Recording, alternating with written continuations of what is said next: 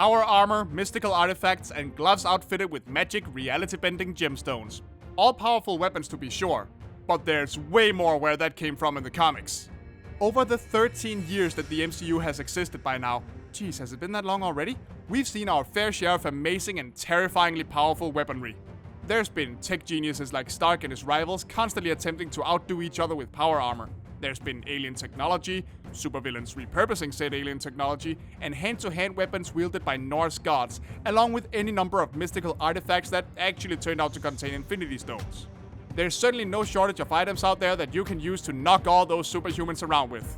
But don't even think what we've seen so far begins to cover what the comics have to offer with their 60-something years worth of material.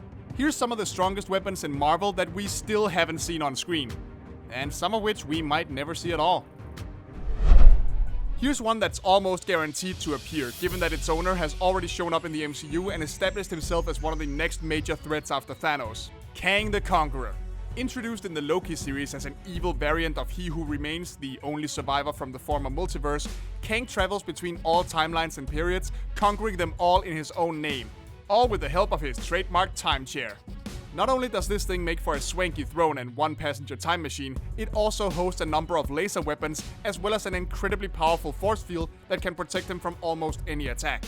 But there are actually a few more connections that could integrate it even further into the MCU. In the comics, most of the many versions of Kang used to be Nathaniel Richards, a distant descendant of Reed Richards, known better as Mr. Fantastic of the Fantastic Four, who we know will eventually get their own MCU movie somewhere down the line now that Disney has reclaimed the rights to the characters. And on top of that, while the chair is made of 41st century technology, it is actually based on 21st century technology, invented by a certain Tony Stark. Even in death I'm the hero? More like, even in death I keep giving supervillains reasons and opportunities to attack literally everyone all the time. Would it kill you to put your toys away for once, Tony? Oh, I'm sorry. Bad choice of words. The symbiotes get an early mention because, I mean, come on. Not only have we had 2 movies with them in recent years, but as of the post-credit scene in Venom 2 Let There Be Carnage, these have technically arrived in the MCU by now. Just not in an actual MCU movie. Yet.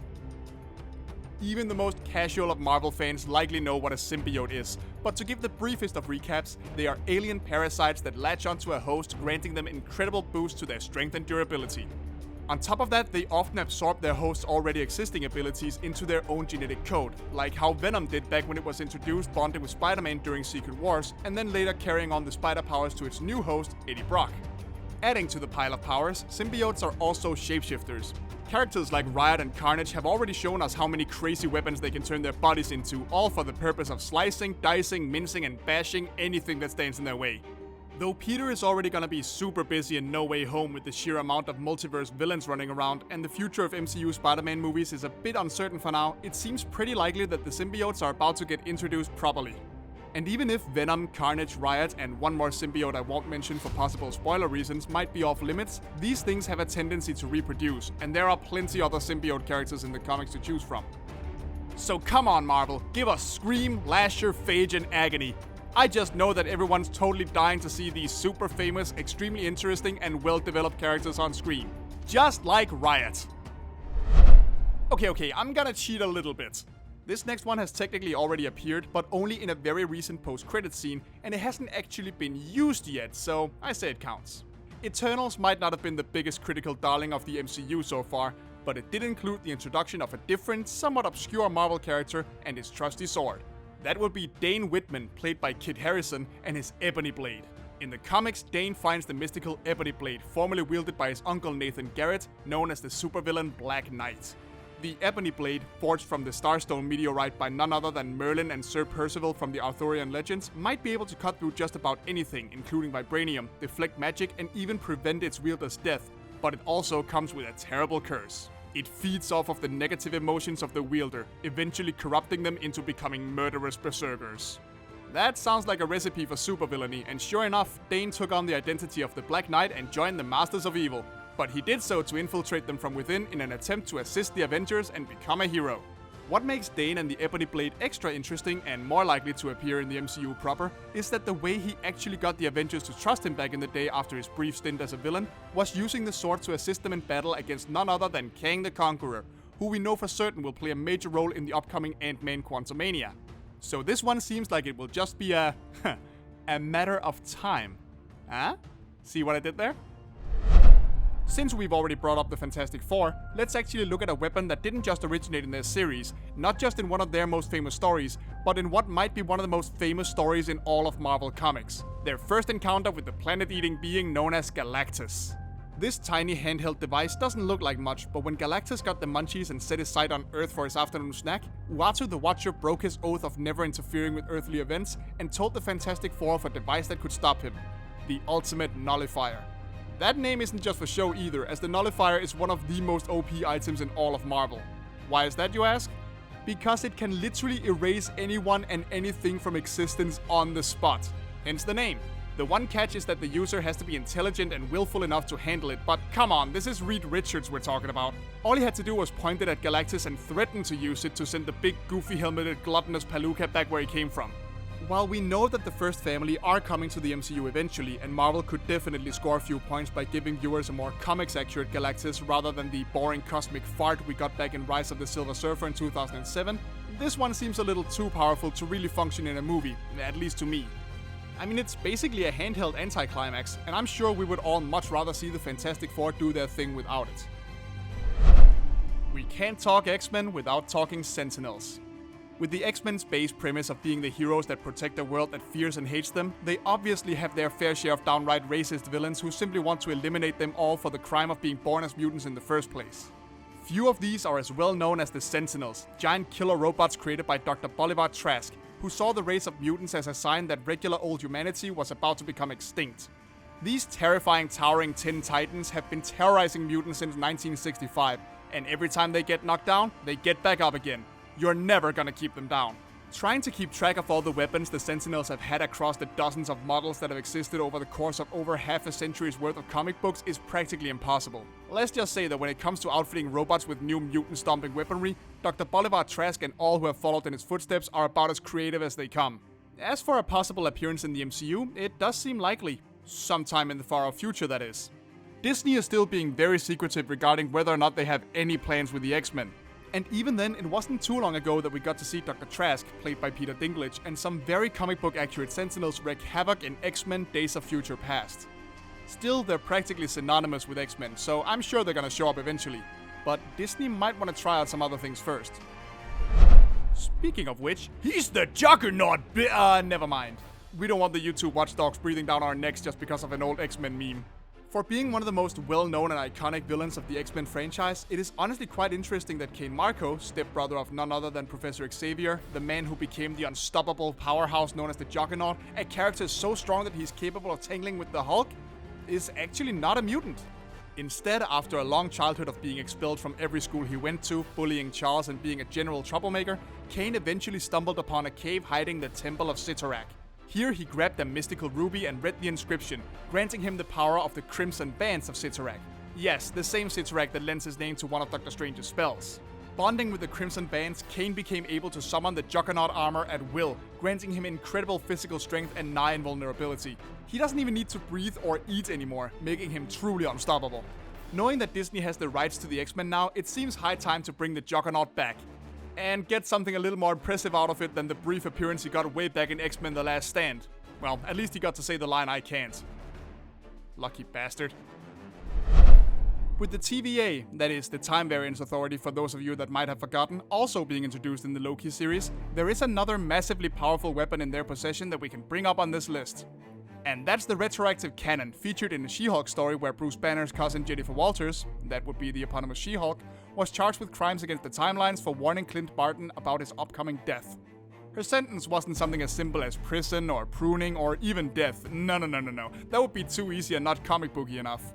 Instead, she was to be blasted with the Retroactive Cannon, or the Red Can for short, which hurls its targets back through time so hard that it erases them from existence altogether. Before the sentence could be carried out, however, a villain named Clockwise stole it and began to erase such classic heroes as Nightman, Dr. Rocket, and Justice Goodwill. What's that? You don't remember those guys? Well, duh! They never existed. There are a number of ways this weapon could show up, given that not only is Loki getting a second season, but both Hawkeye and She-Hulk are getting their own series as well, with the former airing very soon after this video's release. However, given the canon is basically a meta-commentary on comic book retcons, it seems a little too wacky and fourth wall breaky for the regular MCU. But then again, the She-Hulk comics are famous for exactly that kind of stuff, and who knows? Maybe Disney is aiming to make her their own self-aware superhero a la Deadpool, who they own now and can just use instead since he's already well established and very easily marketable. Never mind. Before Thor was deemed worthy to wield his famous hammer, the Thunder God used a different weapon in battle, the battle axe known as Jarnbjorn. Originally intended for Runa, better known as the Valkyrie before she mysteriously disappeared, this was Thor's weapon of choice for a good chunk of the actual Viking Age on Earth, but it was eventually lost following a battle against Apocalypse. Yes, the same Apocalypse you know from the X-Men, and was then later stolen by Kang the Conqueror. Boy, he really likes to sneak his way into this list via the heroes we're discussing, doesn't he? Being made from the dwarven metal Uru, Jarnbjorn is supernaturally sharp and can cut through most anything on top of being nigh indestructible, even against energy attacks.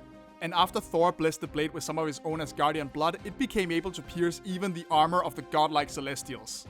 While we don't know that much about what exactly is going to happen in the upcoming Thor Love and Thunder or Guardians of the Galaxy Volume 3, Jarnbjorn appearing doesn't seem super likely. Thor already has his trusty Stormbreaker, which has many of the same properties that Mjolnir did. And since Jane Foster is going to become the new Thor, she's more likely to get herself a freshly forged Mjolnir than wielding Jarnbjorn. It could potentially show up in Quantumania, assuming Thor plays any role in it and Kang uses weapons from his collection, but I don't personally think it would amount to much more than an Easter egg. Still, an axe capable of piercing celestial armor definitely deserves a spot on this list. Did you know that the Marvel heroes actually rank the threats they face, and that one of the highest of these ranks is the Omega level? It's mostly used to describe extremely powerful mutants, but it also applies to various weapons, with the Tactigon being one such Omega level weapon. This mysterious weapon arrived on Earth after having gotten detached from whatever alien originally possessed it, and attached itself to the troubled teenager Violet Lightner, right as she was about to throw herself off the Golden Gate Bridge. Soon enough, she then found herself involved in a battle with a humanoid robot called Ultimo, right as it was attacking the mighty Avengers team. And that was when she discovered just how ridiculously powerful this thing is. The Tactigon is capable of analyzing any opponent, immediately finding their weakness and adjusting itself to exploit it on the spot, whether it be by shapeshifting into the most appropriate weapon, making massive energy blasts with whatever properties it currently needs, or even hacking directly into computer systems and taking them over entirely. After Violet, now calling herself Armory, joined the Avengers Initiative, essentially a boot camp for new superheroes, the Tactigon accidentally killed upcoming hero MVP during a training session. Violet then quickly ditched it, only for it to attach itself to KIA, who is MVP's honestly kind of hilariously named clone. But eventually Tony Stark decided that enough was enough and locked the damn thing up. Because of this, and because it's so strongly connected to the Initiative story arc, which is unlikely to get adapted like this, especially with Iron Man being dead, I personally don't really expect to see this thing show up in the MCU though. Okay. If we're gonna make a video about powerful Marvel weapons, we gotta end it on a high note with what is probably the single most overpowered item to ever exist in this entire comic book franchise. Forget knowing people's weaknesses or being able to vaporize a single living being. Forget erasing them from the timeline. Forget wielding a glove that lets you bend time, space, and matter to your will. None of that stands a chance against an item called something as awe-inspiring as the Heart of the Universe. Introduced in the miniseries called Marvel Universe The End in 2003, the Heart of the Universe is an item of infinite proportions that, well, gives its wielder the power to become the single most powerful being in the entire universe. That is to say, even more powerful than the one above all, who's pretty much the capital G god of all of Marvel. Of course, our good old multi-butt chin friend Thanos tried to get his mitts on it, but so did an alien race called the Celestial Order, who tried to use it to rewrite all of creation to their own specifications. In this miniseries at least, which Marvel's executive editor at the time, Tom Brevoort, has made very clear is not at all an official part of Marvel canon. So maybe it doesn't even exist. But if it does, and if it ever shows up again, well, everyone is pretty much screwed. This is definitely up there on the list of items so absurdly powerful that it would barely even work in a film narrative.